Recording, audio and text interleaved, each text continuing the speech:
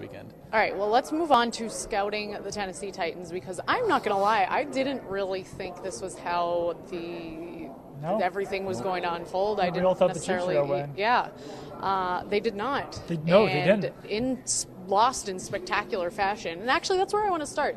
Do you credit the Titans' win to the Titans being really great and making a great comeback, or to the Chiefs just sort of imploding? I know that's a tough question to answer sometimes, but from what you saw from that game and in terms of how it will relate to how the Titans will play the Patriots on Saturday. I would lean towards the latter, that the Chiefs imploding, just because I think that the Titans are in no way, shape, or form great by any metrics or in any way.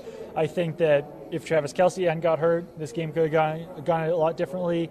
And if Jeff Triplett ruled a fumble when he should have, when he said it was forward progress. Rough day for Jeff Triplett overall. Yeah, then I think that this game would have gone a lot differently as well. So I think the Texans kind of sneaked their way through, lucked their way through, and yeah. Yeah, I think Travis Kelce was probably a big part of the Chiefs' game Texans. Plan in that game. I always do that. Yeah. Houston, AFC South. Yeah. Titans used to be in Houston. I'm a moron. Here we are. Anyway. Okay. Yeah. I think Travis Kelce was probably a big part of the Chiefs' game plan in that game. I think he had 4 catches for 66 yards. Then he got knocked out with a pretty scary-looking concussion. I mean, he could barely walk off the field after that. Once he went out, really kind of changed the whole complexion of the game. The Chiefs couldn't really get anything done on offense. And then Marcus Mariota, I mean, for all of the crap that he's gotten this year with his kind of plummeting passing numbers, he was impressive in the second half there. I mean, the kid is a gamer. Like we knew that when he was at Oregon. He could run the ball, which is a little bit dangerous against this Patriots team. So the Titans looked pretty good in the second half. But even up until the very end of that game, I thought Kansas City was going to pull that out. I mean, like you said, the fumble on the 2-point conversion that was returned for a touchdown should have won the game for Kansas City if Jeff Triplett hadn't made that call. But yeah, very surprised that the Titans are in here, not really expecting a whole lot from them. I mean, they've got some interesting pieces. But like you said, they did look good in the second half of that game. I was most impressed by Mariota's block. I thought that was pretty impressive. That was awesome. But, I mean, that's not typically what you look for in a great quarterback performance. Also, the fluke play when Mariota passed the touchdown to himself, that was super cool, but also a fluke. Right, that hit off a defender, right? Very bad second half for your boy Darrelle Revis. Hit off his hands, and then he had 2 plays late in the game where he just kind of loafed his way over. He did not want to be out there at all. You know how people talk about like Bill Belichick, the GM, versus Bill Belichick, the head coach? You've kind of got Marcus Mariota, the receiver, and Marcus Mariota, the quarterback. Like, I don't know where you could go with this, but Marcus Mariota, the receiver, bailed out Marcus Mariota, the quarterback, on that play. Big time, and I guess, it proved Giselle wrong from back in the day when she said that her husband cannot throw and catch the ball. Marcus Mariota Jimmy Garoppolo's done that too, though, right? I think so, yeah. He didn't have a pass touchdown from himself. No, he didn't catch a touchdown, but I think that happened with the Patriots last year. He caught his own pass. I don't remember that, but that was a cool play. Yeah, but I did go back and look at the Titans' offense's numbers as well as Mariota's. I mean, they're just bottom to middle of the pack in pretty much everything. They're second in rushing touchdowns on the season with 18, but they don't have a rusher with 1,000 yards or over. I know part of that is because Henry and Murray split a lot of their reps, but then Mariota is their 3rd leading rusher on the team. So I guess their ground game is going to exotic be what smash carries mouth them is at all. what Mike Mularkey calls it. Yeah, it's by the numbers. This team just does not. I don't see how they can come in here and really do anything. It's a strange offense. I mean, they do have 2 talented running backs in DeMarco Murray and Derrick Henry. Not sure if DeMarco Murray's going to play this week. It's kind of looking like he most likely won't. He's missed the last 2 weeks.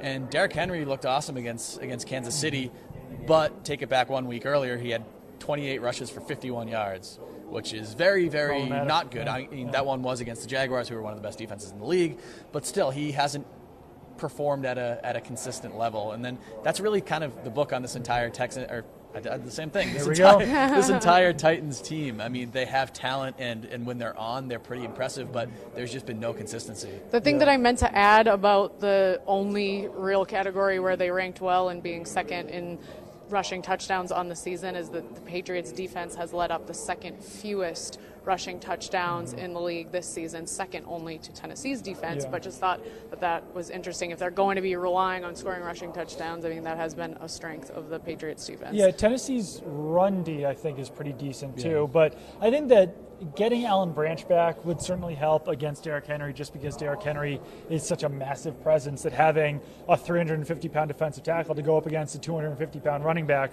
certainly would be helpful. And I think that we could see James Harrison make an impact in this game as well, just because he's such a better run defender than we were seeing earlier in the season from Eric Lee, or even guys like Cassius Marsh, who was in there earlier, or Marquise Flowers, some of these other guys who have played that edge role. I think that we could see James Harrison play a pretty big role in this game against the run, setting that edge opposite Trey Flowers. And I think that those guys are obviously two guys who could match the physicality of Derrick Henry, because Trey Flowers is 265 pounds. James Harrison looks like he's about 450 pounds of pure muscle. And the fact that, he's out there pushing sleds around that are 1,000 pounds, I don't think you'll have too much trouble with a 240, 250-pound running back. Yeah, I definitely think Harrison's going to be an important player in this game, because if you look at a matchup of Taylor Lewan against Eric Lee or someone like that, and then Derrick Henry behind him, that's a pretty clear edge for the Titans. Switch out Lee with James Harrison, that's more of a fair fight. Yeah, and Mike Mularkey even had kind of a funny comment about James Harrison, being like, the guy won't go away. He looks as good as ever, and he won't go away. So I don't think Mike Mularkey's too happy to see James Harrison wearing number 92 for the Patriots. Well, Mike Mularkey on his conference call today talking about how he interrogated Logan Ryan. But it turns out that he was full of Mularkey on that. I'm going to fall off my chair, Doug. That actually was kind of funny. Because he was goofing. I kind of like that. That had to be the daddest dad joke of all of Doug's fatherhood. You were saving which that has up been for the how whole many? episode too, right? I wasn't. I'm gonna be completely honest. Came off the top of my head. I know, because I actually teed you up perfectly. You did, yeah. Like I didn't know you were gonna say that. Yeah, I know. Yeah. So okay. I mean, the full Mularkey thing is, I think I've said it like 10 times a day. So it came out. That was a good one. Yeah, that's fine. So then, yes, Mularkey, who was full of Mularkey, did laugh and say, "Well, I sat down and had coffee with him." Let's put it that way. Cup of Joe. And Logan Ryan, I mean, how much do you think he really can spill to the Titans that can really be used against the Patriots? You've obviously spent considerable time here, but I think if anyone could, it would be Logan Ryan, just because he's such an intelligent player, and he studies things so heavily that I'm sure they'll change up the signals. I'm sure they'll change up the play calls and everything because he's on the field. But, I mean, I was talking to Julian Edelman last year at the Super Bowl, and he compared Logan Ryan to the mouse who steals the piece of cheese or the little piece of peanut butter on the trap without getting caught. Because Edelman would make that. Yeah, he would. It's pretty good analogy too. It is. And I was really picturing it. He basically said that in practice they couldn't use any signals, they couldn't use any play calls, they couldn't shout out anything because Logan Ryan knew what was coming when they did that. So they had to play against him as if like the defense knew the offense, or else he would get those interceptions. He would make those plays. So I don't know. I was talking to Eric Rowe about this yesterday as well, saying like, how much can this really help? And he said that it'll help more like his experience going up against whether it's Danny Amendola or Chris Hogan or if Malcolm Mitchell plays, because I think they will change up the offense a lot in this one, and they probably have over the last year as well.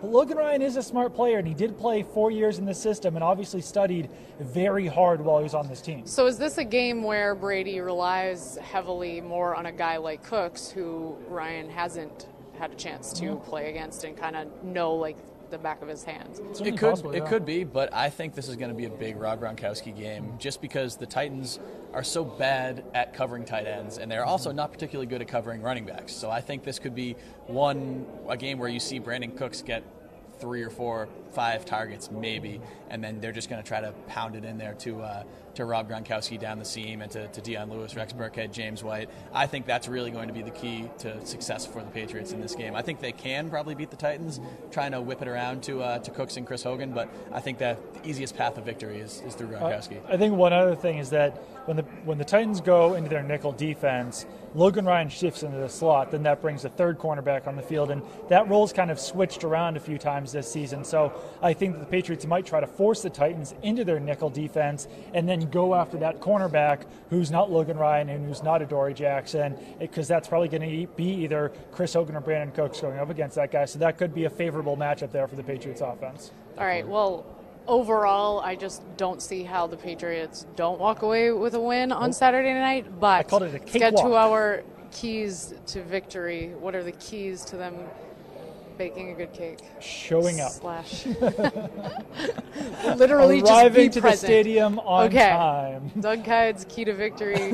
Titans just fans be are not there. very happy with me. I wrote something that was like maybe a little bit over dramatic about how easy this game is for the Patriots. But I mean, if the Patriots lose this game, it's embarrassing. It would be the worst playoff loss of the Brady-Belichick era. It would be even worse than the 2010 Jets game that everyone always talks about. This Titans team wasn't good this year. They had a negative point differential. They rank in basically the bottom half of DVOA, offensive DVOA, defensive DVOA, total yards, total offense, total defense. Like, they're not even a good team. They slipped in the playoffs. They lucked their way into the divisional round.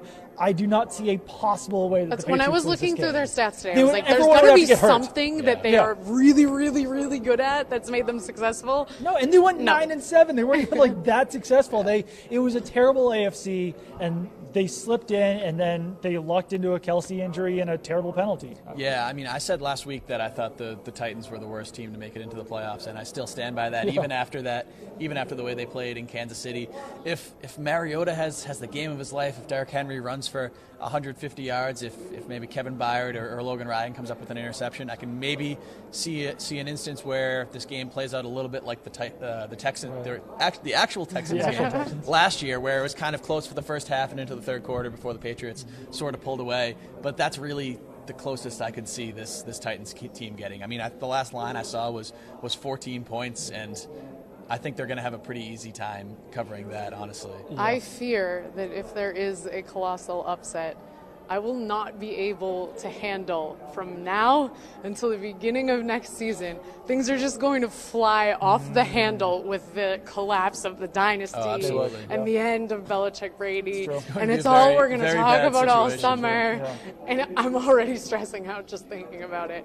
So I'll also say just about the Titans, I feel like that's a team that's just very happy to have won a playoff game. Yeah, and like they're Mike just happy to be Mularkey's here. comments directly after that game, I think it was on Sunday on a conference call, I think he said, like, yeah, it'll be good to see where our team is at playing against the Patriots. Like, it wasn't even like he was thinking that they were going to win. He's like, yeah, this is a good measuring stick to see where we are in the future about how badly we actually lose to the Patriots in this game. Yeah, he's already gotten his contract extension too, so Yeah. I think he's happy. He's a guy who thought he was going to get fired, probably was going to get fired if they didn't win that game against the Chiefs. Now he's got to win. He's got another year on his job. I think it's all gravy from here for the Titans.